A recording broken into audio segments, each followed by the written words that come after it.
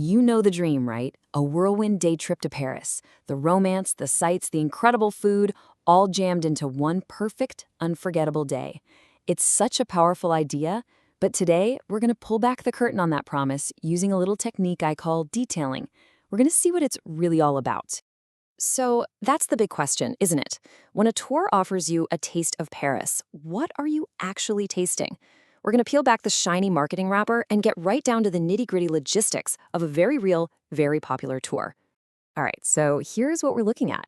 It's an 11.5-hour shore excursion for cruise passengers who are docking way out at the port of Le Havre.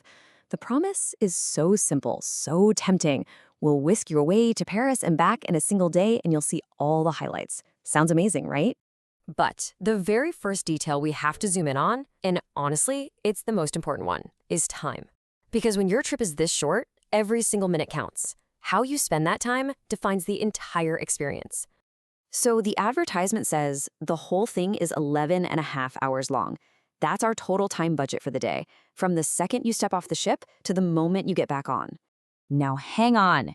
Here's our first really big detail. 6 of those hours, 6, are spent sitting on a coach bus. That's a 3-hour drive to get to Paris and another 3-hour drive to get back. All of a sudden, our day in Paris is starting to look a little different. And here it is, laid out plain and simple. It's kind of crazy when you see it this way. Over half of your Parisian day trip is actually a bus trip through the French countryside. 52% of your time is just getting there and back, which leaves you with just about 5.5 hours to actually be in the City of Light.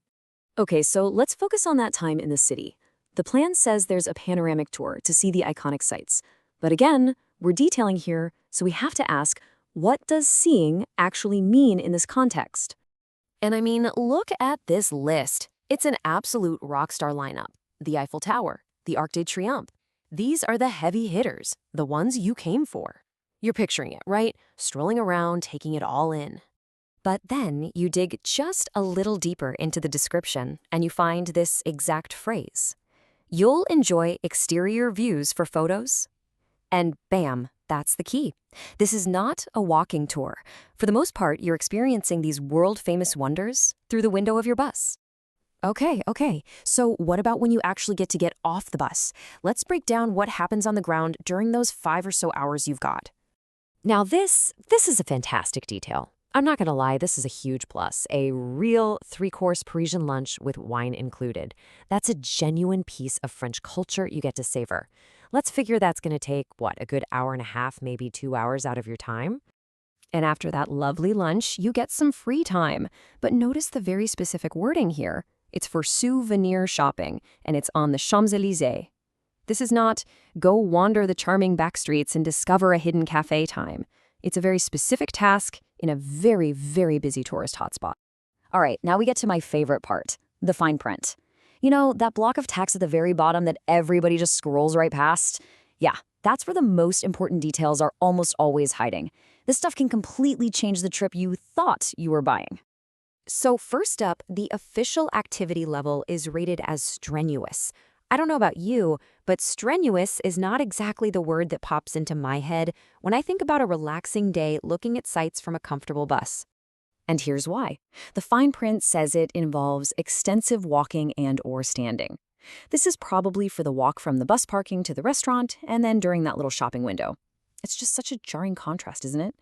The tour is mostly sitting, but the small part that isn't is considered physically demanding. And that all leads to what might be the single most important sentence in the whole description. It flat out says it's not recommended for guests with mobility issues. For some people, reading this one detail could be the difference between a dream vacation and a truly awful day. And there are a few other little things too. Those 6 hours you're on the bus, unguided. The restrooms on the coach, emergencies only. And the whole order of events could change at any time.